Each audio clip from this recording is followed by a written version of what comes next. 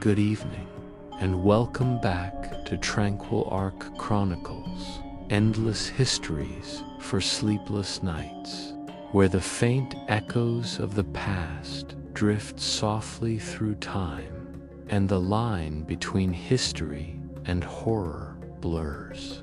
Tonight, we step into a Rome long buried beneath centuries of memory. Streets of cobblestones slick with rain, torches flickering in the shadows, and whispers of power, betrayal, and death lingering in the air.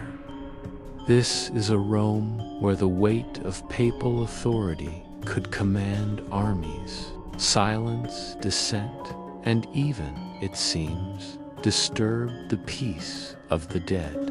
Close your eyes, if you dare, and imagine the city at night. The Forum lies quiet beneath a silvered moon. The Tiber ripples darkly, reflecting the flickering glow of lamps that line its banks. Somewhere between the whispers of the wind and the soft lap of water against the quay, a single tune begins to stir.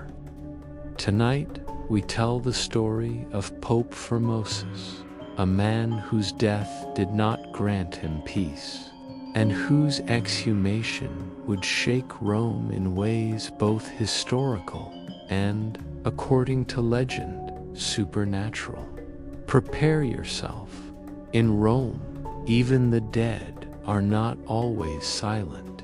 The city of Rome, in the spring of 896 AD, was a place where whispers could be as lethal as swords. Its cobblestone streets, slick with the occasional drizzle, wound like veins through the heart of power, carrying not just merchants and pilgrims, but secrets, grudges, and ambitions that would haunt generations. Torches flickered in the wind, casting shadows that seemed to stretch longer than the bodies they belonged to. The Tiber, swollen from the winter rains, murmured against its banks like a restless witness, carrying reflections of the city that were never quite what they seemed. In the quiet corners of the city, citizens murmured about omens, a sudden, unnatural stillness in the Forum. Stray animals found dead, their eyes wide and staring at the moon. Torches that hissed and sputtered even in calm air. Some believed the gods were displeased. Others whispered of the restless dead. And above it all, in the heart of ecclesiastical power, the papacy stood, precarious as a candle in a storm. Pope Formosus, once a figure of promise and devout intellect, had navigated these treacherous streets with caution and cunning. He had been Bishop of Porto, advisor to kings, and eventually, by a mixture of fate and strategy, had ascended to the papal throne. Yet in Rome, no ascent went unchallenged. The shadows that pursued him in life did not dissipate with death. On the morning of April 4th, 896, Formosus was found gravely ill. Accounts differ. Some say a sudden fever, others a lingering malaise worsened by grief and anxiety. Those closest to him noticed the change in his demeanor. The sharp glint in his eyes dulled. The steady hand that signed decrees trembled ever so slightly, and he seemed to hear things that were not spoken aloud. Courtiers whispered of foul magic, of curses long laid by rivals, though no one dared say it openly. By evening, the Pope lay upon his bed, draped in the robes of his office, surrounded by candles that sputtered as though breathing in a slow, shallow rhythm. Rome's sky had darkened unusually early that day, the clouds heavy and low, pressing against the city like a shroud. Citizens peered from behind shutters, noting the unnatural shadows that seemed to cling to the walls. Formosus' final hours were marked by visions that he alone witnessed. Clerics in the chamber later swore he murmured names of the dead and of men yet to rise, speaking of debts unpaid and justice deferred. Some claimed his eyes rolled back in their sockets, and that for fleeting moments his gaze seemed to pierce through the walls, the city, and even time itself. When he finally exhaled his last, a wind blew through the basilica, extinguishing candles and sending shivers across the marble floor. The Tiber groaned, as though echoing the loss, and an unnerving stillness descended over the city. Citizens that night reported seeing a pale light flicker across rooftops, a shape walking among the fog along the riverbank, only to vanish without a trace. The death of a pope should have been a solemn, quiet affair, a passing of spiritual authority, an occasion for mourning. But in Rome, death was rarely simple. Already, factions within the church whispered, maneuvered, and plotted. Enemies of Formosus saw opportunity.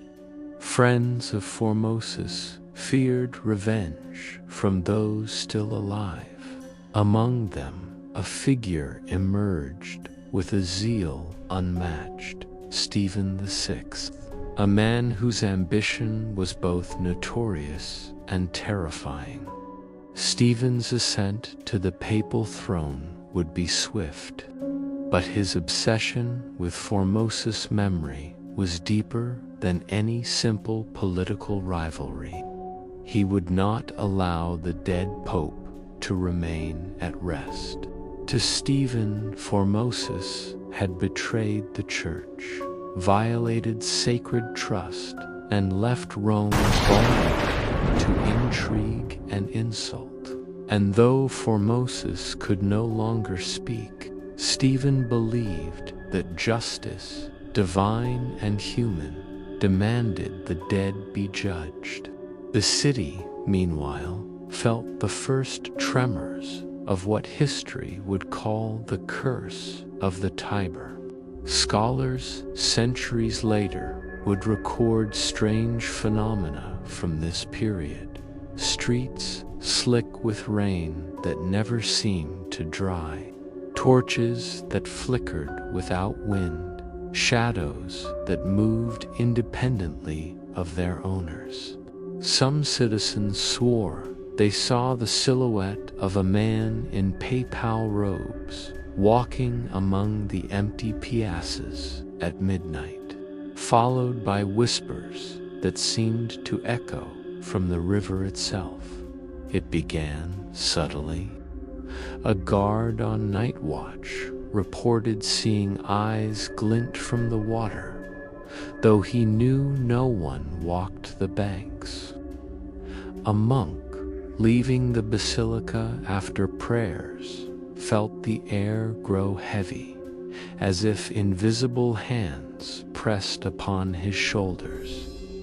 And somewhere in the heart of the city, courtiers whispered that the dead pope's spirit lingered, waiting, watching, recording the wrongs done to him. Formosus' funeral was conducted with careful ceremony, yet even there the omens continued. The pallbearers felt an unnatural chill in their bones. One cleric claimed that the Pope's body had shifted just slightly, as if to watch the proceedings. The bells tolled with a tone uneven and hollow, sending a shiver through the crowd. And then, as the coffin was lowered into its tomb, a hush fell over the basilica. Witnesses later recalled a faint, almost imperceptible sound, the whisper of a name carried on the breath of air, moving from shadow to shadow. Remember me. No one could identify its source. And yet, the words, however soft, lingered in the minds of all present. Rome, as a city, seemed to hold its breath.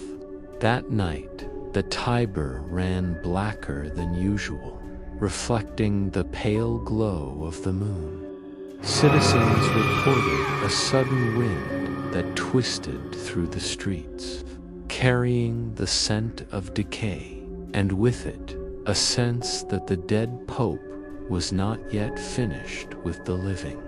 Even in death, Formosus' presence was felt, and for Stephen VI, already planning his rise, the whisper was not a warning, it was a promise. For the ambitious, the cunning, the proud, the dead often have longer memories than the living. And in Rome, the dead were not always silent. Rome would never be the same. Even as Stephen VI plotted, as courtiers maneuvered, as citizens whispered of shadows along the Tiber, an invisible thread of consequence had been woven. A single exhalation of life lost, a single coffin lowered, had set in motion a chain of events that would come to be remembered and feared for centuries. The Cadaver Synod, which would see Formosus' corpse exhumed and put on trial, was still a year away. But already, the city was preparing itself, not consciously, but in subtle ways, in the fog curling along the cobblestones, in the restless movement of shadows, in the sudden chill that visited sleeping homes. Rome, alive with ambition, had begun to feel the weight of the dead. Somewhere in the distance, the Tiber murmured, carrying whispers and reflections, memories and threats. The city was awake in ways it should not have been, and the dead Pope, seated in his tomb, was waiting. Even the gods, perhaps, watched silently. Chapter 2. Stephen VI ascends the city of Rome had not yet exhaled from the death of Pope Formosus when whispers began to coil through its corridors, winding around palaces and basilicas alike. Shadows stretched longer along cobblestones, carrying rumors that no one dared speak aloud.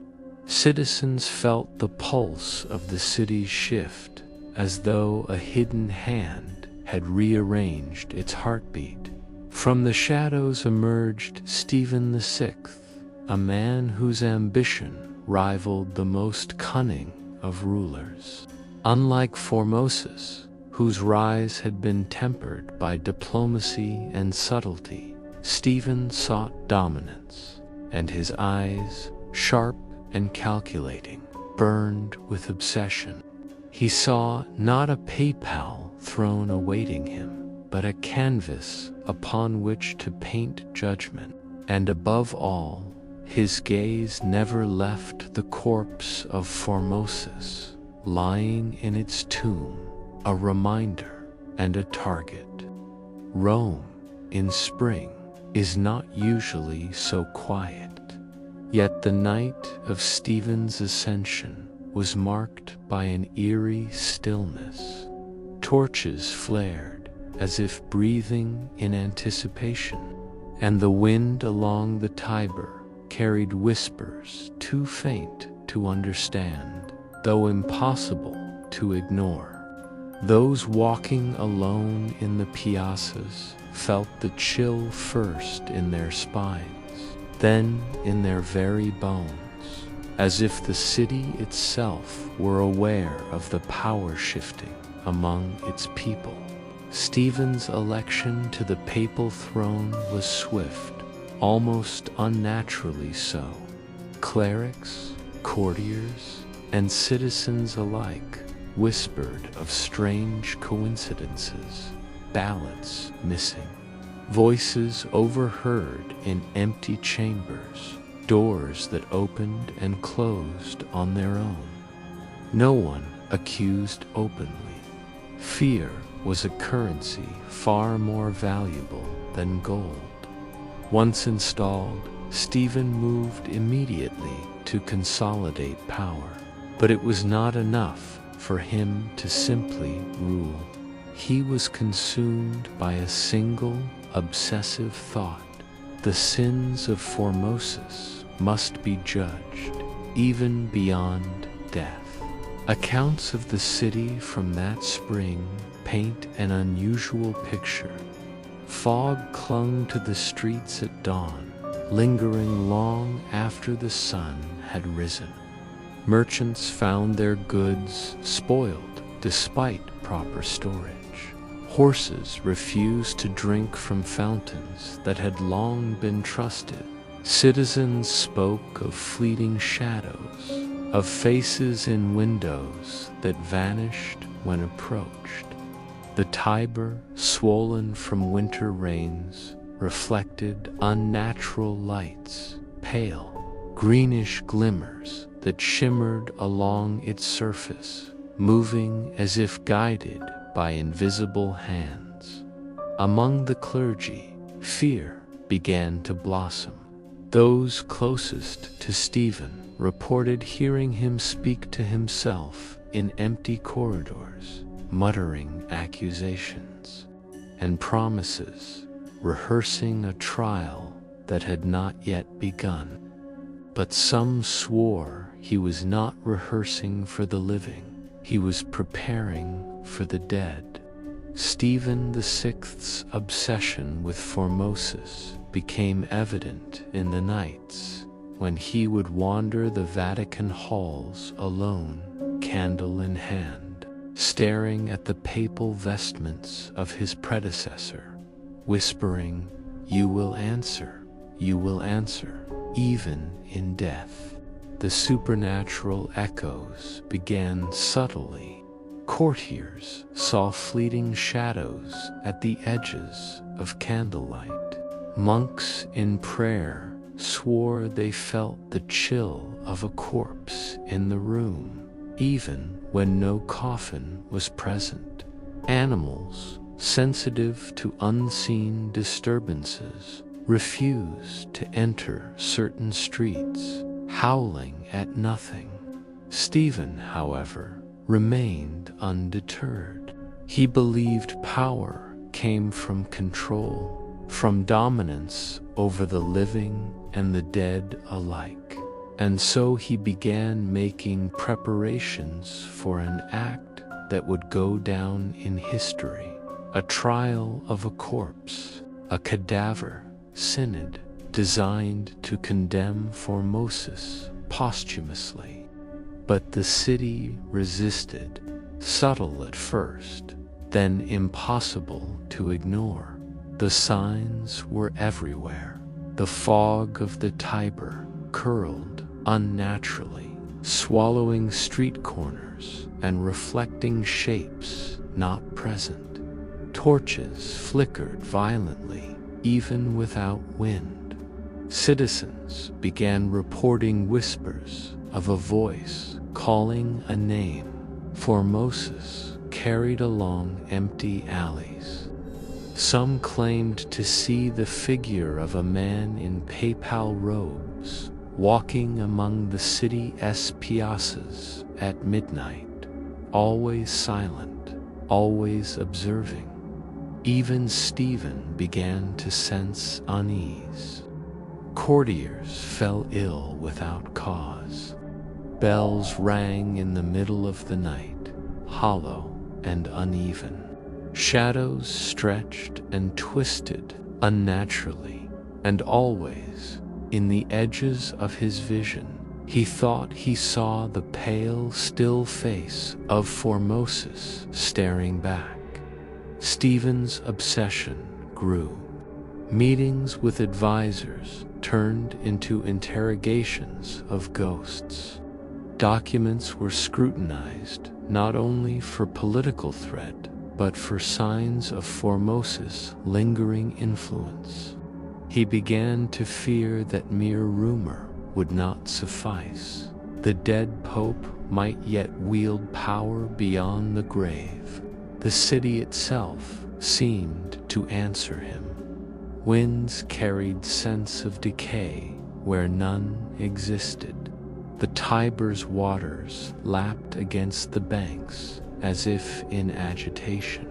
Citizens began seeing, in reflections of puddles, the faint outline of a figure in papal robes, kneeling or standing silently behind them, gone the moment they turned. By summer, Stephen's obsession had reached its peak.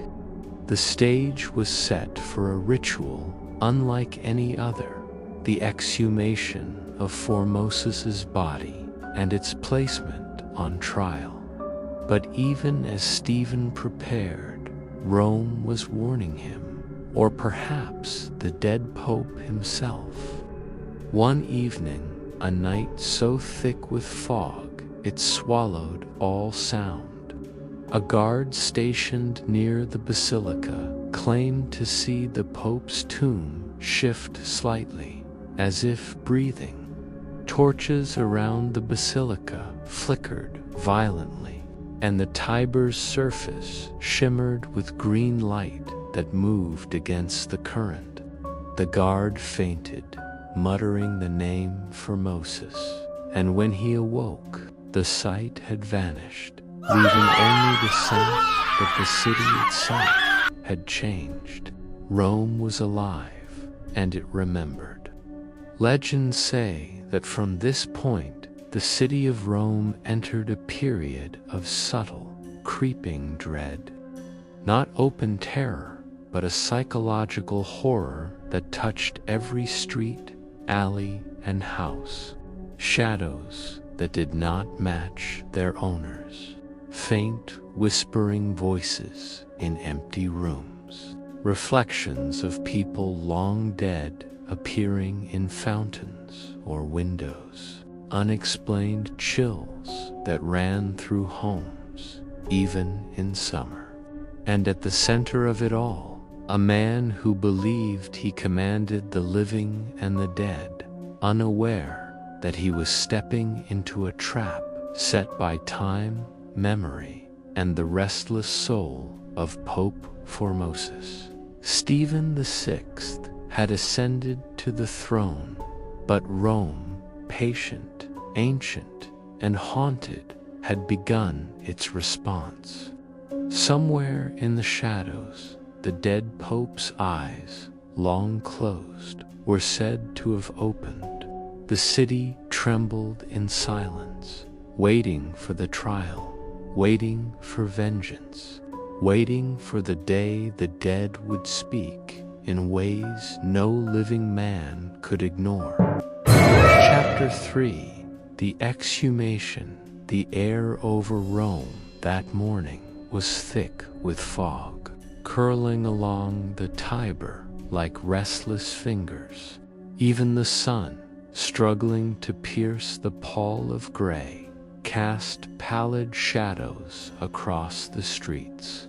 Citizens awoke to a chill that did not belong to the season, and whispers raced ahead of the news.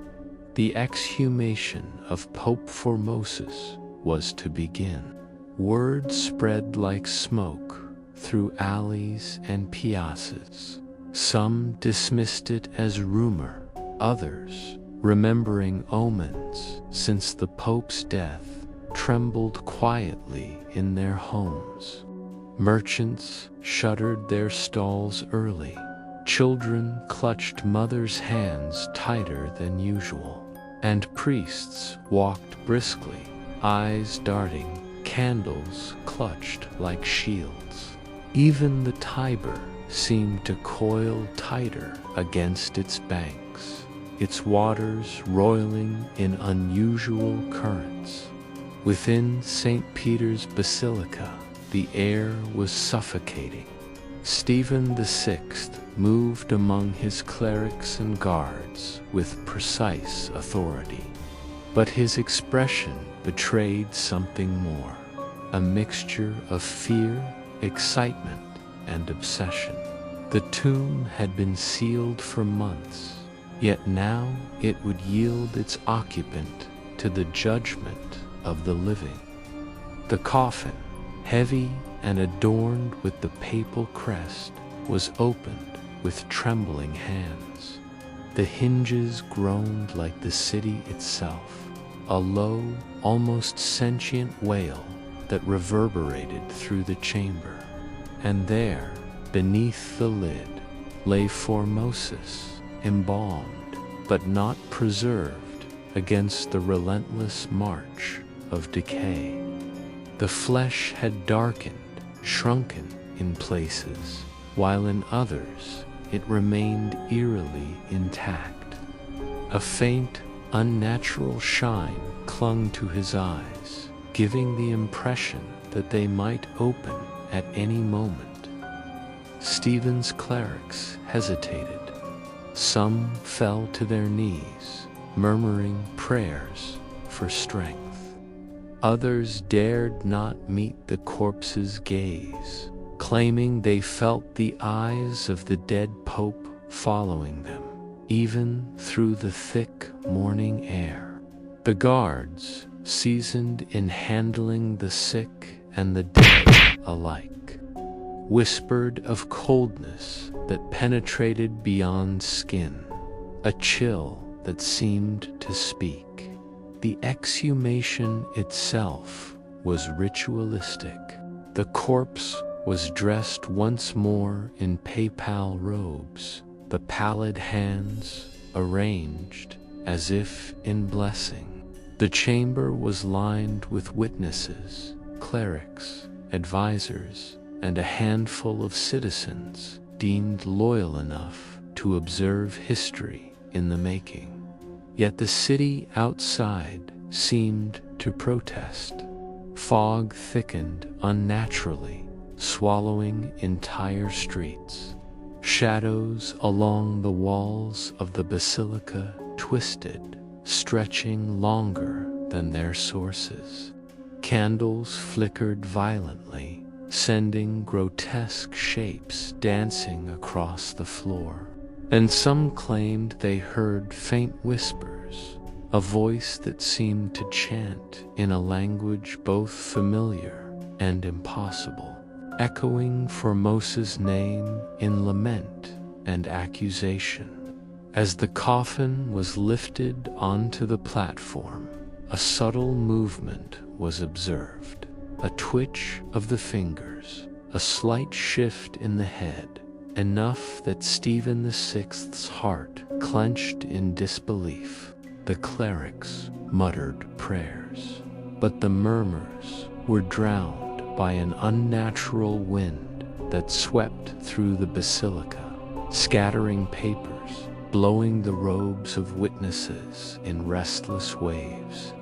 Outside, the city began to stir in response. Citizens reported shadows moving independently of their owners.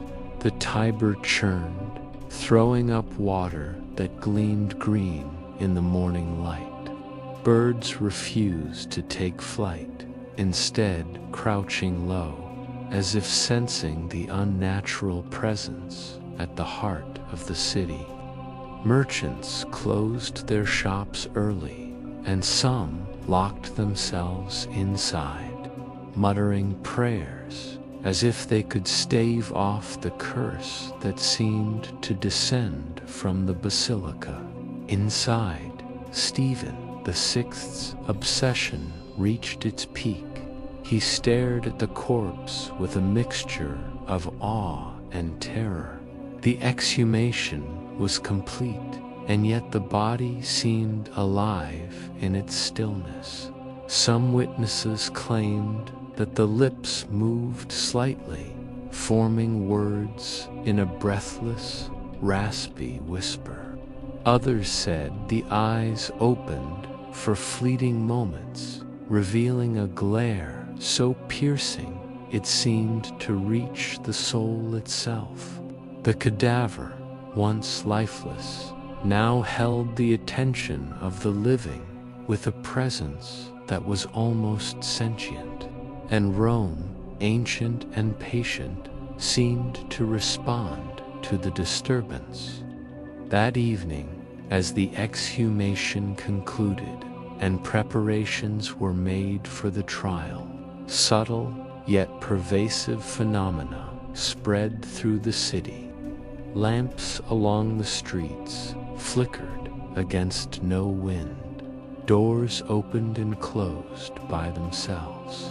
Citizens swore they heard chants, low and hollow, drifting through empty alleys. Some even reported seeing the figure of Formosus' robe flowing, walking silently beside the Tiber, vanishing when approached. The Tiber historian account's note reflected not the sky or the city, but strange, distorted images. A man in papal vestments, his face a mask of judgment, shadows of figures twisting in impossible angles, reflections of fires that did not exist. The city trembled quietly, unnervingly, as though Rome itself were acknowledging the return of a soul that should have remained buried. Inside the basilica, Stephen VI prepared for the Cadaver Synod, unaware that each moment, each breath, and each step further entwined him in a web he could not see. The corpse of Formosus, embalmed yet unyielding, seemed to absorb the attention of all around it. Some clerics swore they saw the skin ripple, as if the corpse were breathing in a rhythm not of the living. Others felt an invisible weight pressing on their shoulders, compelling them to bend their knees or avert their gaze. And somewhere in the shadows, behind the altar, a faint, almost imperceptible smile seemed to form on the corpse's lips. Not human, not benign, but aware, waiting. Rome, steeped in history, power, and superstition, held its breath. The exhumation had begun. The city was listening, and the dead pope, once silenced, was about to speak in a language older than the streets themselves. In whispers carried on the wind, in shadows that moved of their own accord. Chapter 4. The Cadaver Synod begins. The morning of the Cadaver Synod arrived like a city holding its breath. Rome, ancient and patient, seemed to lean forward in anticipation, fog curling along the Tiber like pale, restless fingers. Even the sun seemed hesitant, its weak rays falling unevenly across the cobblestones. Citizens whispered in hushed tones, glancing nervously toward St. Peter's Basilica. where the trial of a corpse was to take place. Inside the basilica, the atmosphere was suffocating. Candles lined the walls, their flames flickering as if in warning. Guards and clerics moved with nervous precision, their eyes darting to shadows that no one else seemed to notice. Stephen Vai, seated at the head of the chamber, radiated authority, yet there was a tremor in his hands that betrayed the unease gnawing at him. The coffin of Formosus had been brought forward, placed upon a raised platform, and now, for the first time, the dead pope would face judgment. The corpse, dressed in papal vestments, seemed unnaturally preserved in some areas, decayed in others. His hands were rigid, his mouth slightly agape, as if caught mid-whisper. Some clerics claimed the eyes, dull and glassy, followed them with a gaze that was more intent than life could provide. A chill settled over the chamber, heavier than any winter wind, pressing against the hearts of those present. Stephen VI began the trial with formal accusations, reciting the alleged crimes of Formosus: usurpation, betrayal, violations of sacred office. His voice, though loud, seemed to falter at times, swallowed by the echoing chamber. Clerics nodded solemnly, but even they could not ignore the sensation that the corpse, though motionless, was aware. From the first moments, the unnatural began to intrude. A faint twitch of the lips, almost imperceptible, startled a scribe into silence.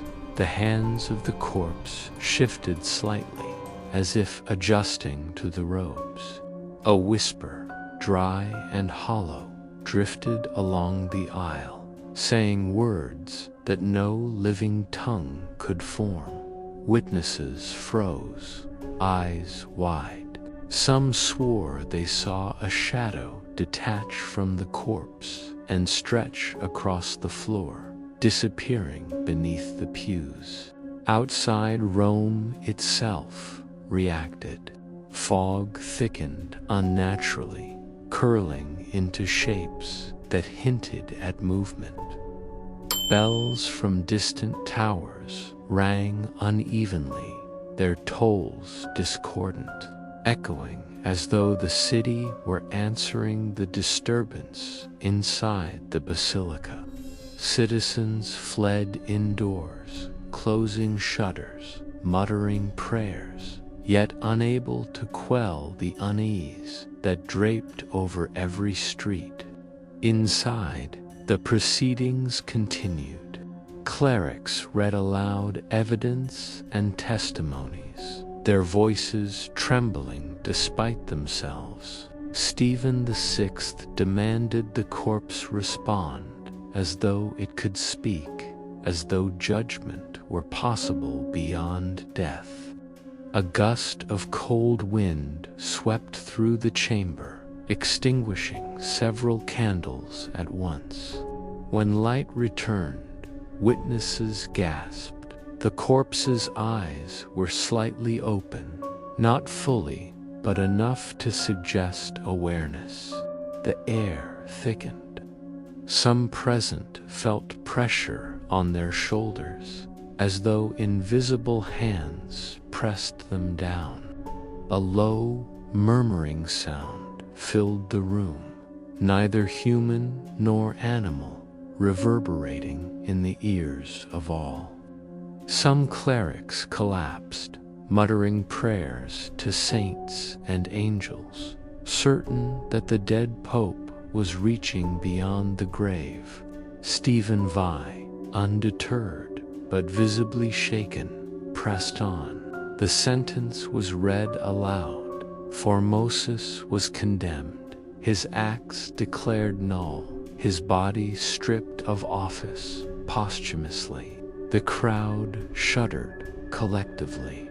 Some witnesses swore that the corpse shivered at the words, a subtle convulsion of muscle beneath decaying skin. The wind howled in response, rattling doors, scattering papers, and causing torches to flare wildly.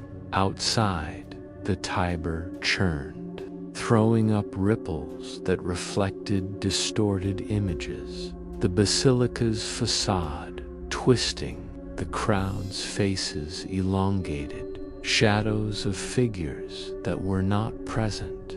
Citizens who peered from windows swore they saw the Pope himself, robe flowing, standing atop the river, watching. Some fainted, others whispered that the city itself was cursed by the audacity of this trial.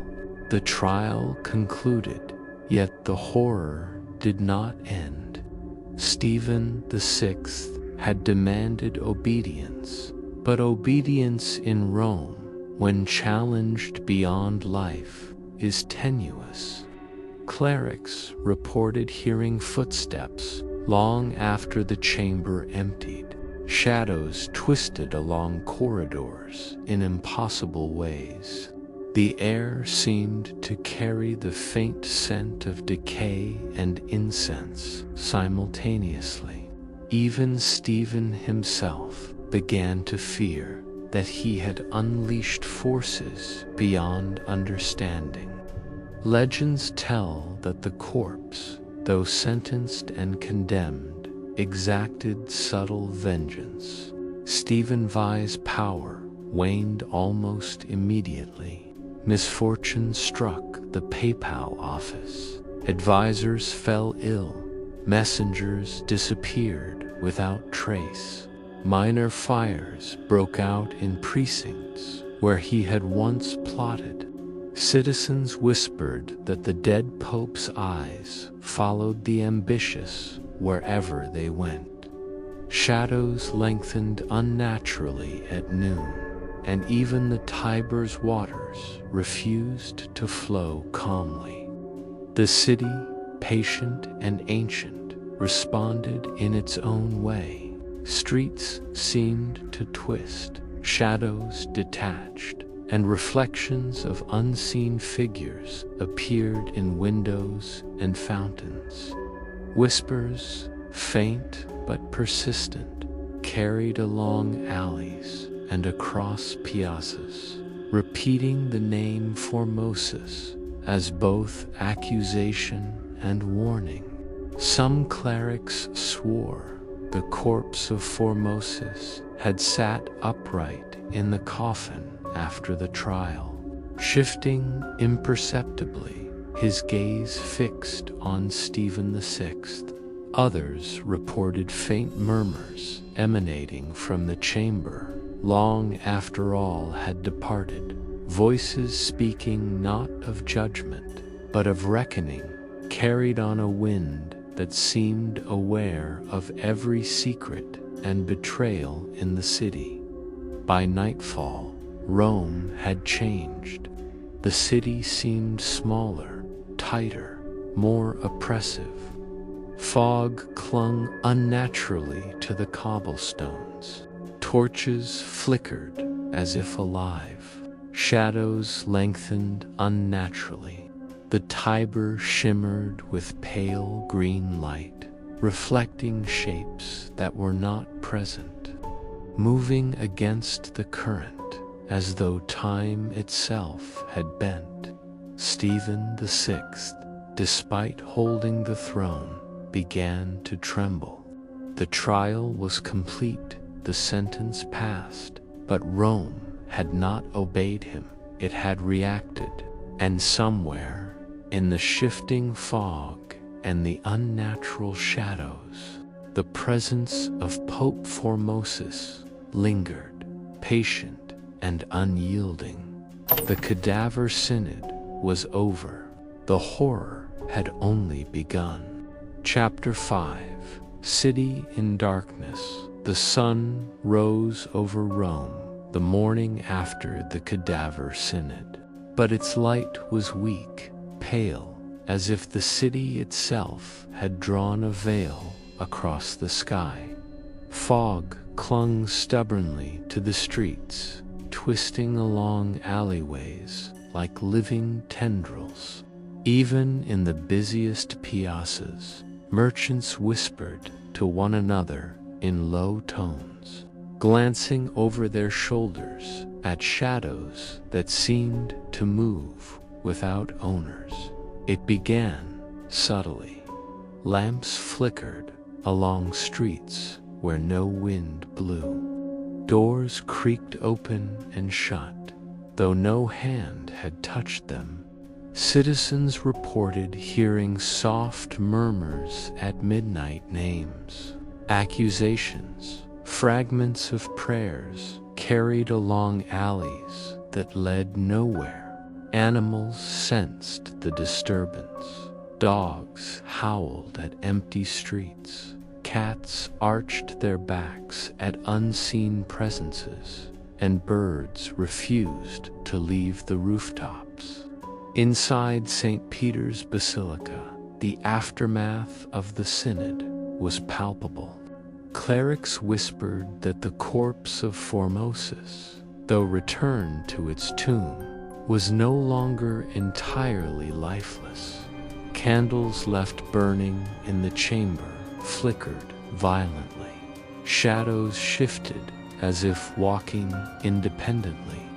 Some claimed to see the pale outline of a man in papal robes, gliding silently across the floor, then vanishing when approached.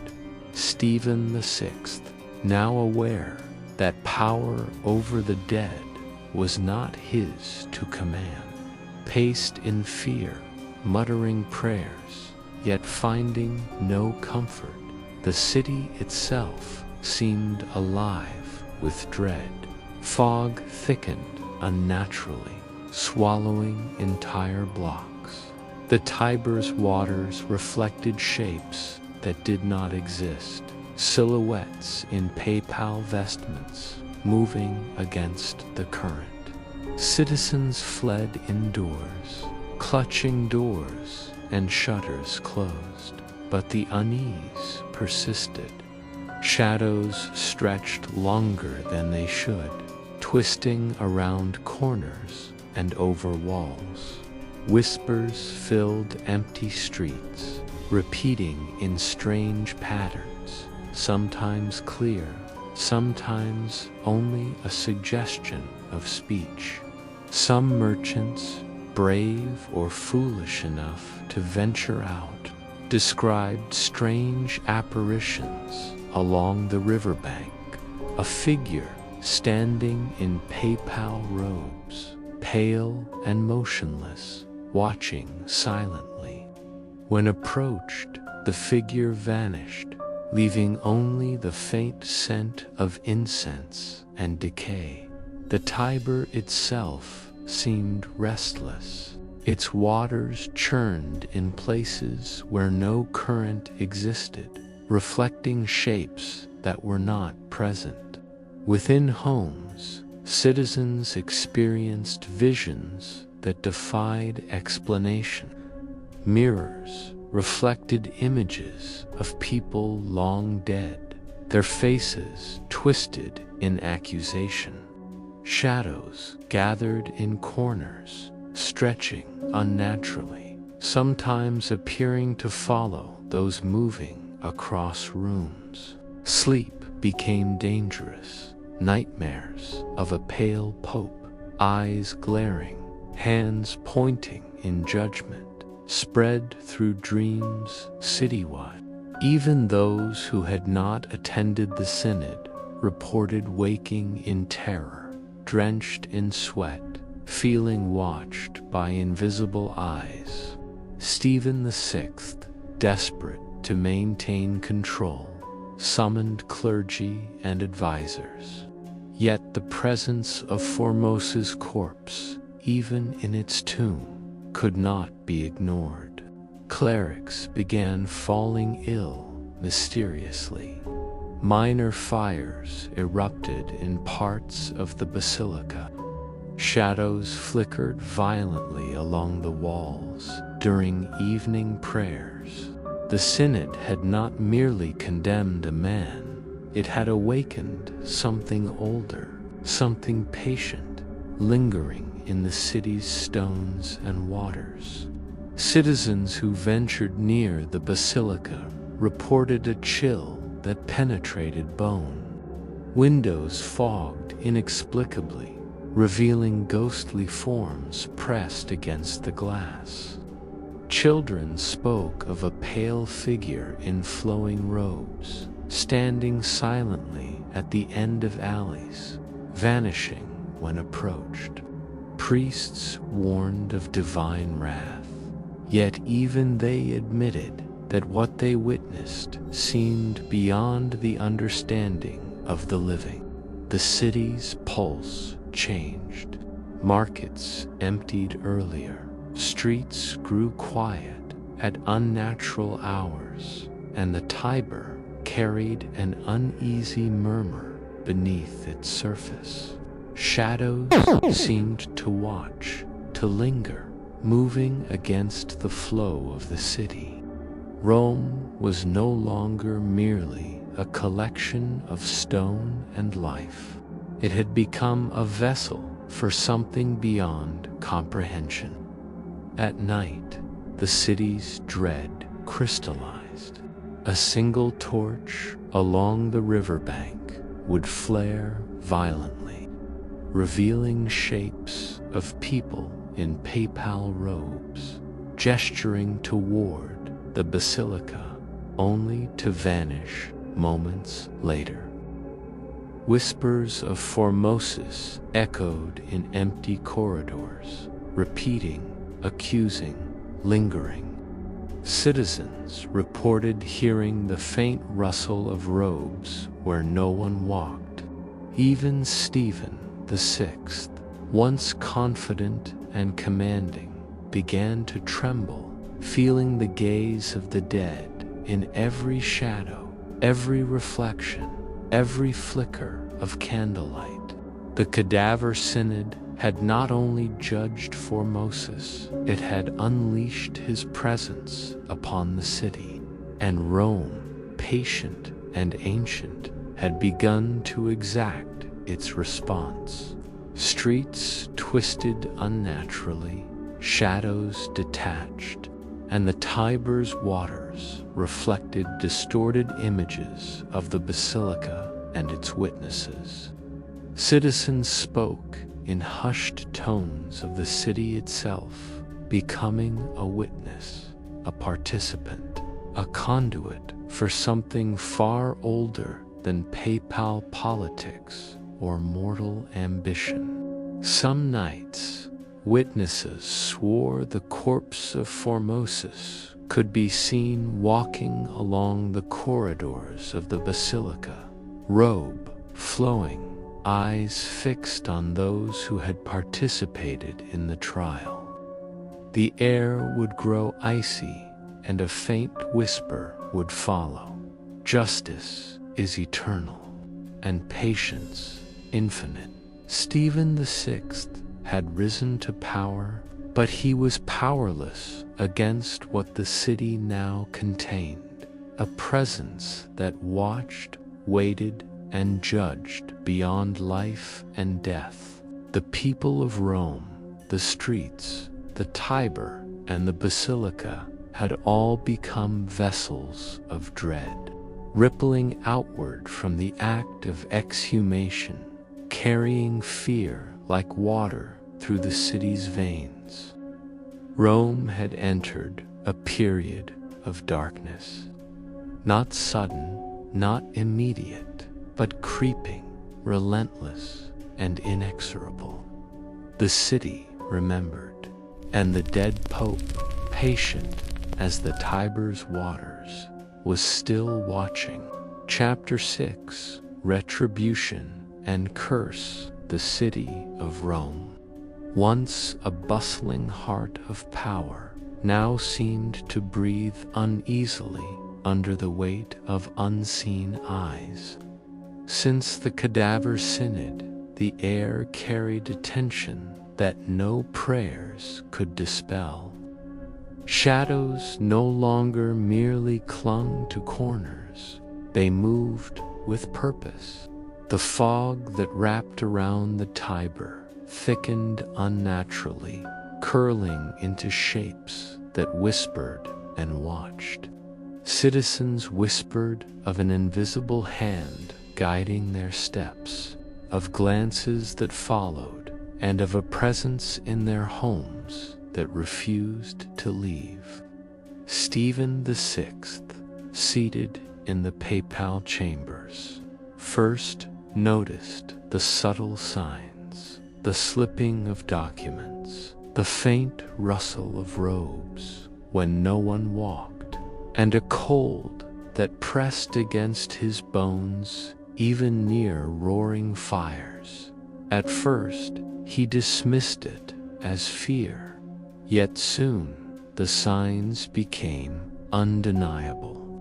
Advisors fell ill without cause, clerics vanished, minor fires erupted inexplicably, and correspondence he had sealed appeared open as if touched by unseen fingers.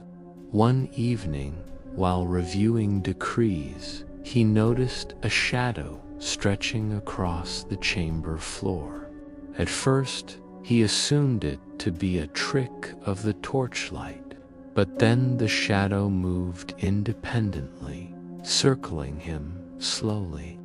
He froze, hearing the faintest whisper, "You judged me, yet I remain." No one else was in the chamber. The doors were locked, and yet the presence was undeniable. Rome outside mirrored the unrest within. Citizens reported seeing pale figures in papal robes drifting along deserted streets at night, only to vanish when approached. Lamps flickered violently in windless air. The Tiber churned against its current, throwing up reflections of people who were not there. Some even claimed to hear the faint chanting of the Synod, repeated in distorted tones, echoing from empty corridors and abandoned buildings. Panic spread quietly but relentlessly. Merchants closed shops early, shuttering windows and muttering prayers. Guards reported animals behaving strangely, horses rearing and refusing to move, dogs barking at shadows, cats hissing at invisible forms. The city itself seemed to pulse with a slow, deliberate warning. The dead Pope's presence had permeated its stones, its waters, its very air. Even Stephen VI could no longer ignore the signs. His obsession with control crumbled under the weight of fear. Attempts to command the city, to enforce his authority, met resistance not of flesh, but of shadows and whispers. Clerics swore that the corpse of Formosus watched them from the tomb, that his eyes moved subtly beneath decayed lids, and that faint murmurs followed them wherever they went. The retribution was not abstract. Stephen VI's fortunes collapsed. Messengers failed to deliver urgent notes. Couriers returned missing. Fires ignited in precincts under his direct authority, destroying records and inciting panic. Advisors fell ill with strange fevers, their minds clouded with visions of a pale pope pointing, judging, condemning. Some of the most loyal clerics confessed that the corpse's eyes haunted their dreams, accusing them of sins they did not remember committing. One citizen, a baker named Lucius, described a chilling encounter. Walking past the basilica at midnight, he claimed to see the figure of a pope emerged from the tomb, robe flowing, eyes blazing. The figure raised a hand, and Lucius swore he felt a weight descend upon him, pressing into his chest. When he awoke the next morning, he was unable to speak for hours, his body trembling with unexplained fever. Stories like his spread rapidly, and soon Rome was alive with tales of hauntings, visitations, and curses. The Tiber itself became a conduit for dread. Floods appeared without rainfall, rising suddenly along embankments and flooding streets. Shadows reflected in the water moved contrary to their sources. Those who gazed too long into the currents reported visions, Formosus standing atop the river, robes drenched, eyes fixed on Stephen VI and all who had participated in his trial. Even as the city worked to return to normal, the river carried an invisible, menacing reminder of the dead Pope's watchfulness. In the streets, the phenomenon became collective. Citizens awoke to find shadows in rooms that should have been empty, windows fogged from within, revealing ghostly forms that vanished when approached. Whispered voices followed people home, repeating fragments of accusations and prayers in tongues both familiar and alien. Rome was no longer merely a city. It had become a stage for supernatural judgment, each alley, piazza, and building a witness to a power beyond life and death. Stephen VI, once confident in his dominion over both church and city, now faced a terrifying reality. The dead Pope's influence had permeated everything. No authority could contain it. No ritual could banish it. The Cadaver Synod had unleashed something ancient, patient, and relentless. The whispers grew louder in the palace halls. Shadows moved of their own accord. Clerics reported visions of Formosus rising from the tomb, robes flowing, eyes blazing with judgment. Fires started inexplicably, documents disappeared, and the city's populace began to speak of a curse that no prayer could dissolve. The phrase "curse of the Tiber" began circulating quietly, spoken in fear-laden whispers. By night, Stephen VI could no longer distinguish reality from apparition. The air grew heavy. Every breath felt like inhaling the chill of death.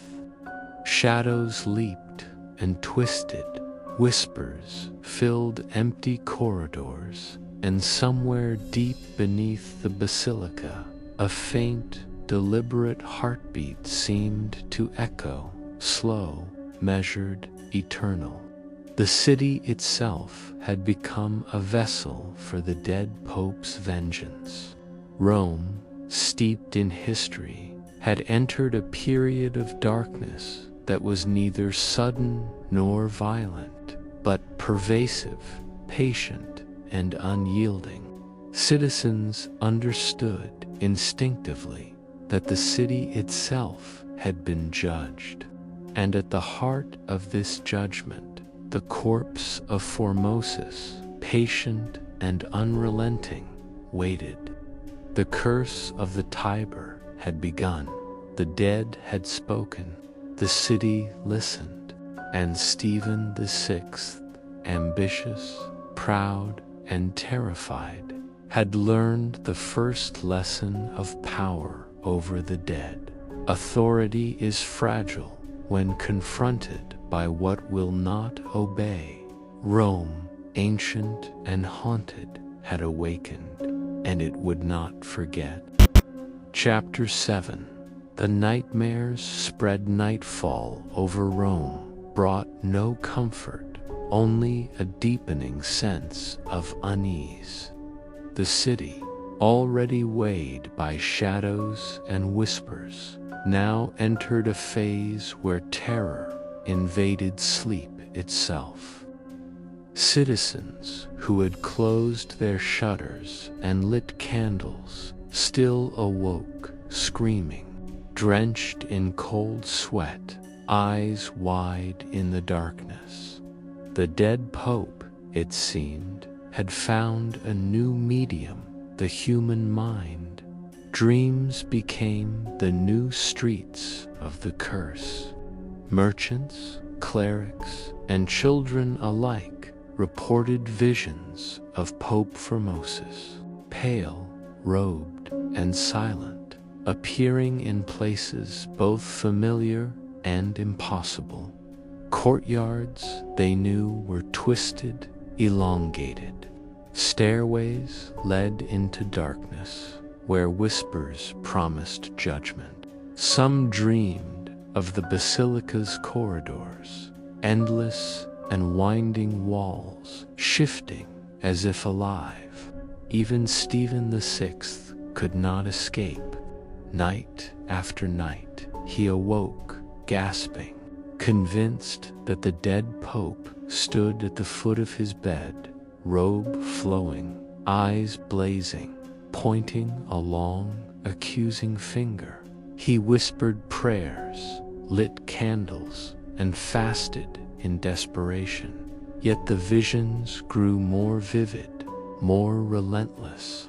Sleep had become a trap, each dream a tribunal, each shadow a witness to his failures. Across Rome, reports multiplied.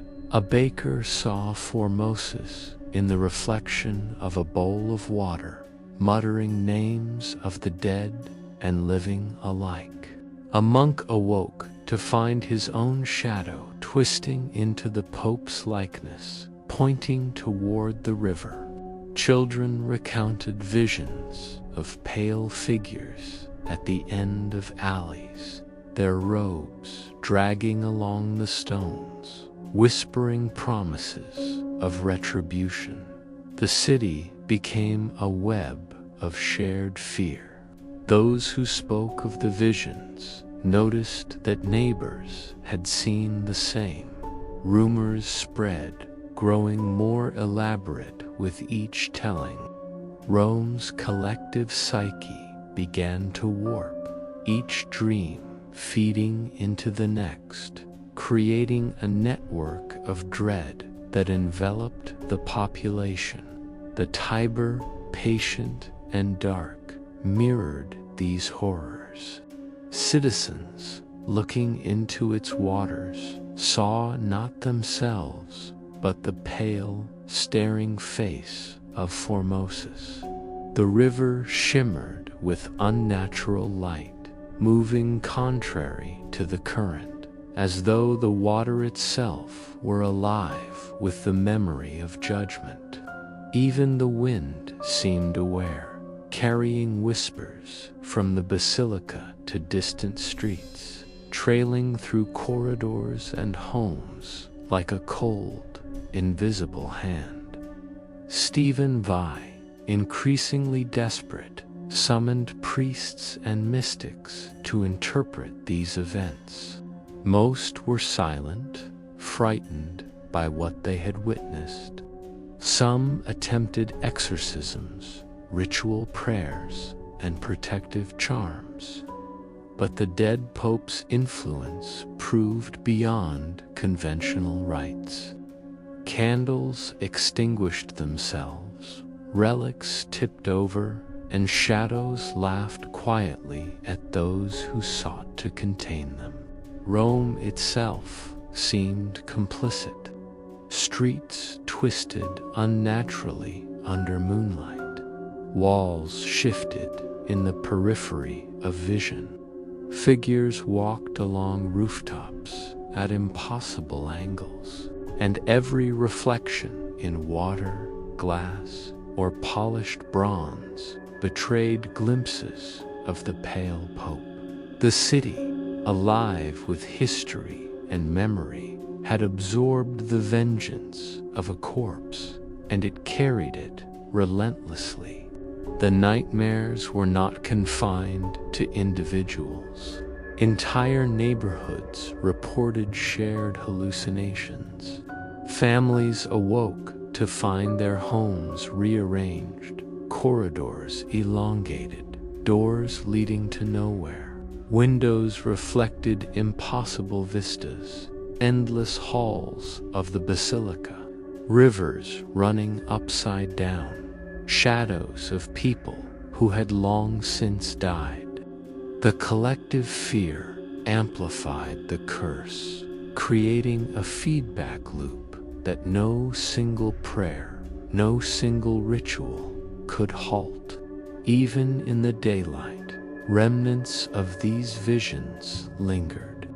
Citizens walked the streets, pale and trembling, sensing shapes in the corners of their vision. Shadows moved independently of light sources. Murmurs echoed from empty rooms and alleys.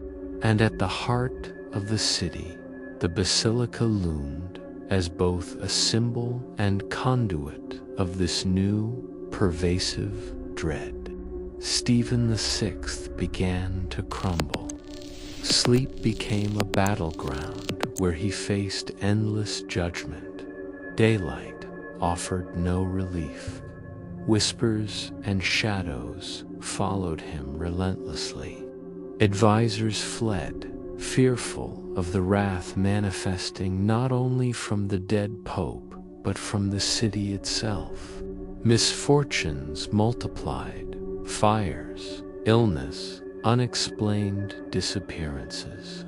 Rome had become a living entity of fear, a city haunted in mind, body, and spirit, and always the presence of Formosus lingered.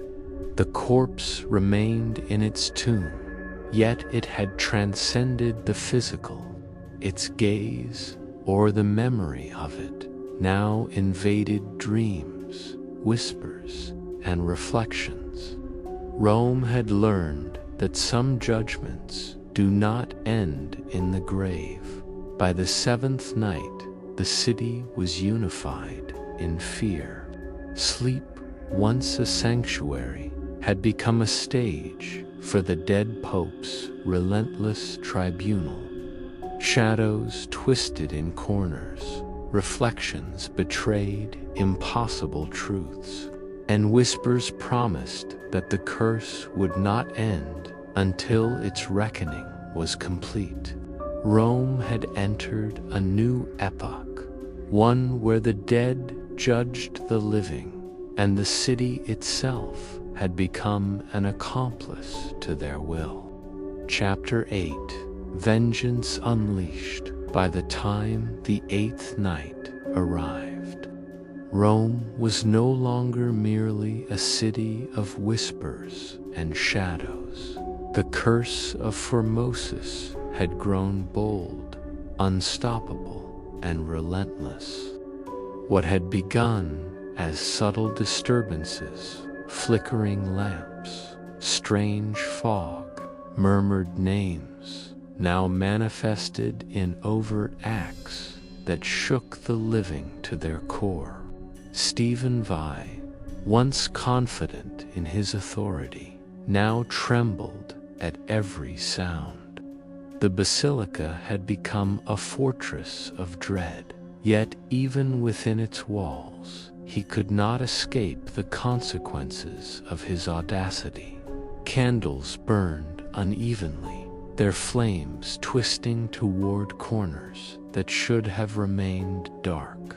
Floors creaked under invisible weight. Shadows detached from their sources and moved independently, circling him, pressing closer with silent menace. Outside, the city's reaction intensified. Citizens awoke to streets filled with unexplainable phenomena. Torrents of fog rolled like living serpents, carrying whispered threats. Statues and monuments appeared to shift subtly, eyes following passersby. The Tiber churned violently at night, reflecting shapes that were not present, moving against the current as though aware of the city's sins. In homes, the dead Pope's presence invaded every sense. Mirrors showed impossible reflections, walls stretched into infinity, rooms repeated endlessly, and spectral figures appeared in doorways that led nowhere. Children, too young to understand politics, recounted terrifying visions of a pale pope walking silently beside them, always watching, always judging. Stephen VI's personal misfortunes escalated rapidly. Messengers vanished, couriers returned gravely ill, and fires erupted in critical chambers of governance. His advisors, terrified and disillusioned, began abandoning him. He was left alone in the papal residence, facing a wrath that was neither mortal nor natural. One evening, while reviewing decrees by candlelight, he noticed an impossibility. The flame of the candle flickered not toward the wind, but toward the corner of the room where shadows pooled unnaturally. A chill descended, freezing his breath. Slowly, from the shadows, the figure of Formosus emerged, robe flowing, eyes glowing faintly in the flickering light. A silent accusation radiated from the corpse. Stephen VI fell to his knees, whispering prayers, yet the presence pressed on, unyielding. Rome itself had become a participant in the vengeance. Citizens reported that the streets themselves seemed rearranged at night, turning familiar routes into labyrinths. Buildings appeared taller, narrower, and corridors twisted impossibly. Whispers and footsteps echoed in deserted alleys. The Tiber reflected spectral visions, a pope standing at its edge, raising a hand in judgment, calling forth the city's sins to the surface. The collective panic gave rise to stories that spread through neighborhoods like wildfire. A baker claimed he saw the Pope's figure standing atop the river at midnight, robes drenched, eyes fixed on the basilica. Monks reported that their prayers were met with unnatural resistance. Candles extinguished themselves. Holy water froze before touching the floor. Citizens swore that shadows of the dead moved independently, pointing and gesturing at those who had attended the Cadaver Synod. Stephen VI's power disintegrated completely. The city rejected him. officials refused to obey orders. Fires and unexplained accidents destroyed vital archives. Clerics fell into hysteria, seeing apparitions of the dead pope in their chambers. Animals refused to approach streets near the basilica. Even the river, restless and glowing with pale light, seemed to signal that Rome itself had aligned with the vengeance. As the nights passed, the supernatural became impossible to ignore. The corpse, though physically confined to its tomb, seemed to walk among the city. Torches flickered violently wherever the presence passed. Citizens reported faint laughter and whispers in empty corridors. Shadows leaped from walls and ceilings, and always a faint, deliberate heartbeat seemed to echo through the city, slow, measured, eternal. Legends tell that Stephen VI's final nights were spent in terror, sleepless and broken. He fled the basilica, wandering streets that now seemed twisted, haunted by visions of the dead pope, unable to escape the gaze that pursued him relentlessly. The curse had transcended death, infiltrating the city, minds, and very air. Rome had entered a new epoch, one where the dead judged the living, and the city itself became an instrument of vengeance.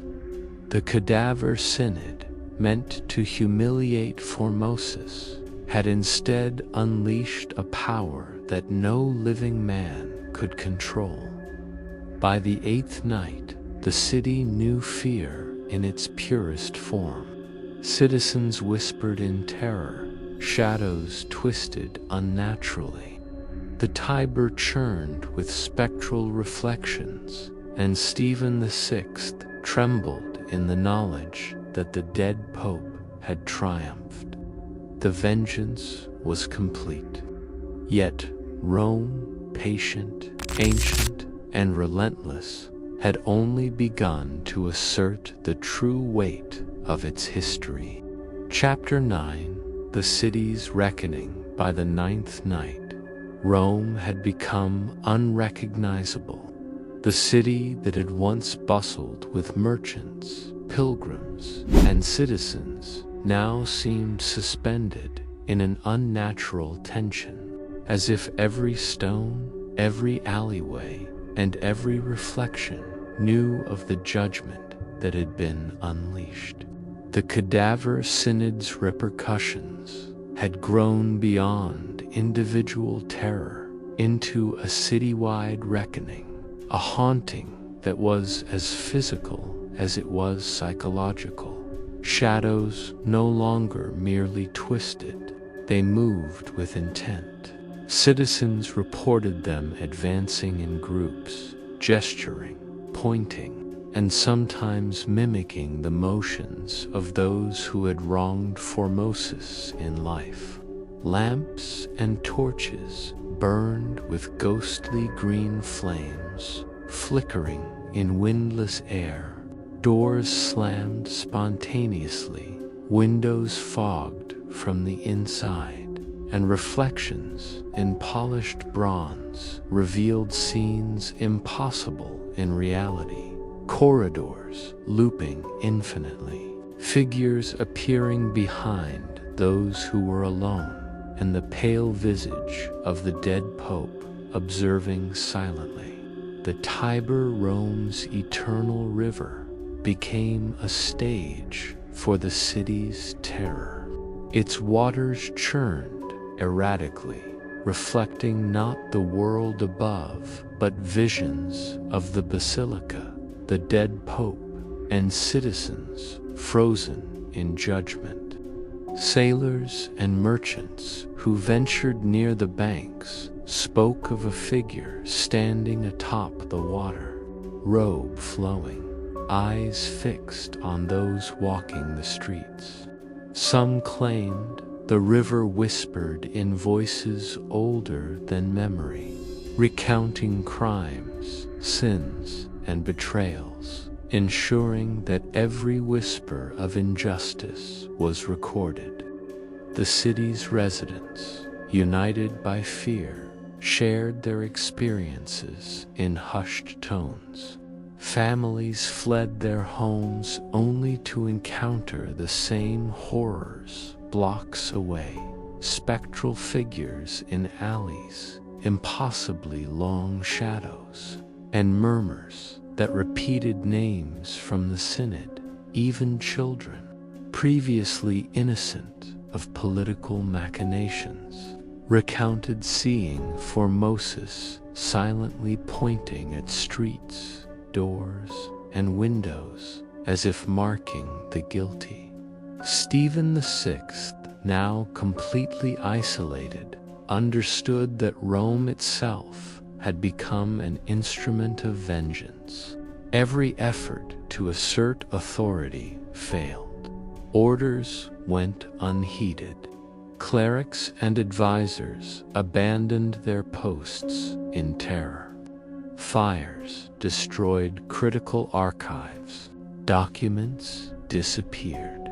Even the palace seemed to resist him. Walls creaked unnaturally, shadows elongated, and the air itself pressed against him, heavy and unrelenting. Across the city, churches and basilicas experienced similar phenomena.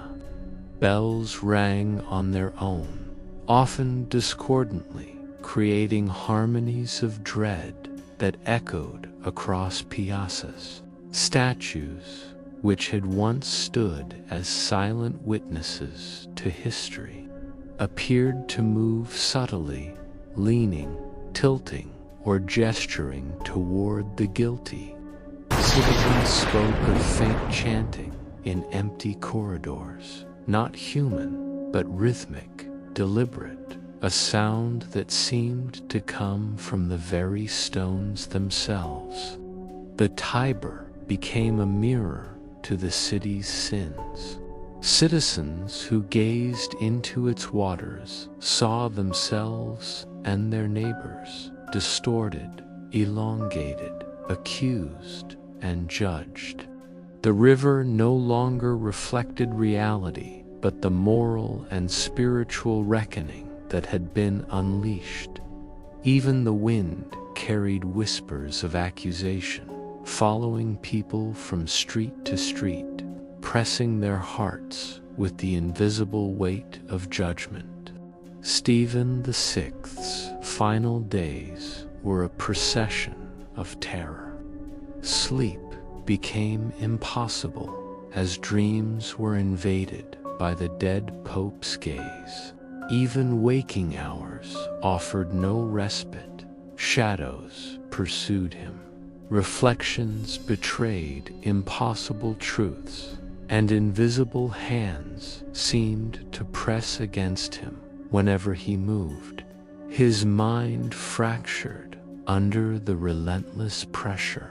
Chroniclers later described him wandering streets at night, muttering prayers and accusations, yet seeing the same judgment everywhere he looked.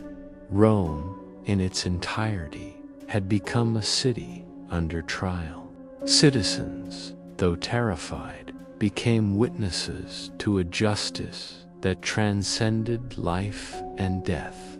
Families huddled together in homes, listening to whispers outside walls, feeling the weight of shadows on their shoulders. Children recounted identical visions, further solidifying the sense that the city itself had become a living entity of dread, orchestrated by the dead Pope. By the ninth night's end, the events of the Cadaver Synod were no longer merely historical. They had transformed into legend, and collective memory, immortalized not on paper, but in the hearts and minds of Rome's inhabitants. Every shadow, every reflection, every whisper carried the weight of judgment. The city had recognized its place in the cosmic reckoning. The living were never separate from the dead, and those who disturbed the balance faced consequences that were unforgiving and eternal. The corpse of Formosus, now a figure both feared and revered, remained in his tomb. Yet his presence had permeated the city in a way that could not be contained. Rome itself had become a vessel for his judgment, a city transformed into an instrument of supernatural justice. Every street, every alley, every building remembered the Cadaver Synod. Every citizen felt the pulse of its aftermath, and the Tiber whispered endlessly of sins both old and new. Chapter 10: Shadows of Eternity.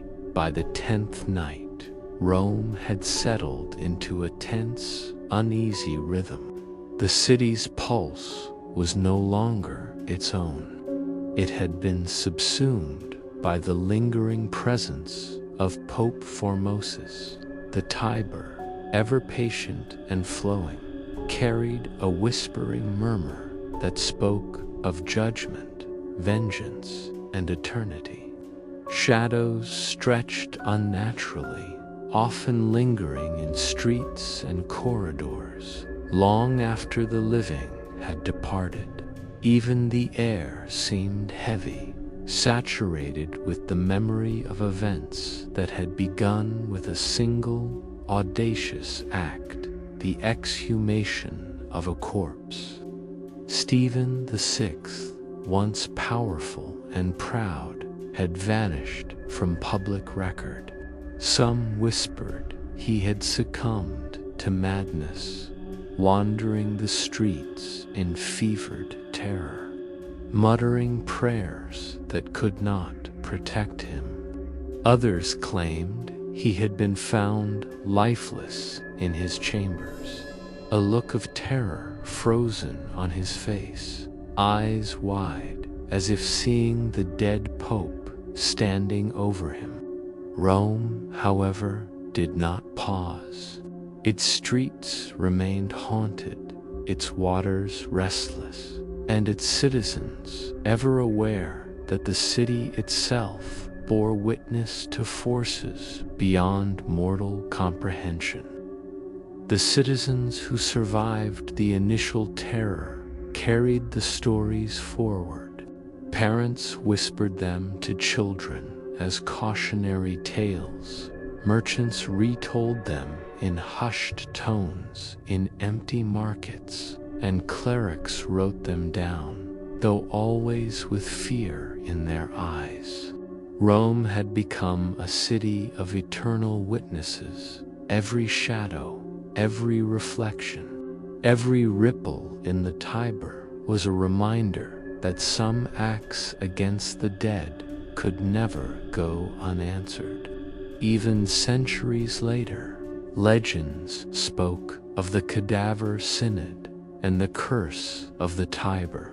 Travelers reported chilling experiences along the river at night, faint whispers that carried names long forgotten, and shadows that moved of their own accord.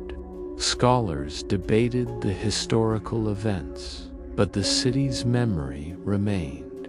Rome itself had absorbed the judgment of Formosus, and its echoes persisted in every corner, in every alley, in every reflection. The basilica, where the exhumation and trial had occurred, became both shrine and warning. Candles flickered of their own accord. Shadows danced along corridors where no living person walked, and the tomb of Formosus remained a locus of inexplicable energy. Citizens swore that, occasionally, at the stroke of midnight, the faintest flicker of movement could be seen beneath the coffin's lid, a reminder that the dead pope had not entirely departed. The Tiber, too, remained restless. On foggy nights, travelers claimed to see a pale figure standing atop the waters, robe flowing, eyes fixed on the city as if measuring sins anew. The river carried the memory of judgment, the whispers of eternity, and the reminder that Rome itself had been transformed into a vessel of supernatural reckoning. As for the living, life returned in form but not in substance. People went about their days, yet unease lingered in every shadow. The Cadaver Synod had become more than history. It had become a part of Rome itself. Lessons of ambition, audacity, and the consequences of disturbing the dead echoed through generations. And though the city flourished, trade resumed, and churches reopened, the memory persisted in whispers, reflections, and shadows in the very rhythm of the city. Rome had learned the cost of tampering with the past, the fragility of mortal authority, and the inescapable judgment of the dead. Time passed, yet the echoes remained. A city haunted not by ghosts alone, but by memory, fear, and the persistent shadow of justice beyond life. In the quietest hours of night, when the fog curls around the Tiber and the streets are empty, Rome still remembers. Every flicker of candlelight, every ripple of the river, every shadow that seems to linger a fraction too long, all are reminders of one immutable truth. Some judgments are eternal, some shadows never fade, and some curses, once unleashed, endure beyond the reach of mortal hands. For those who wander the streets or peer into the Tiber at midnight, the message is clear: respect the dead, honor the past, and beware the consequences of arrogance. Rome sleeps lightly, but it never truly rests. And somewhere beneath the basilica, the corpse of Pope Formosus waits, patient, silent, eternal.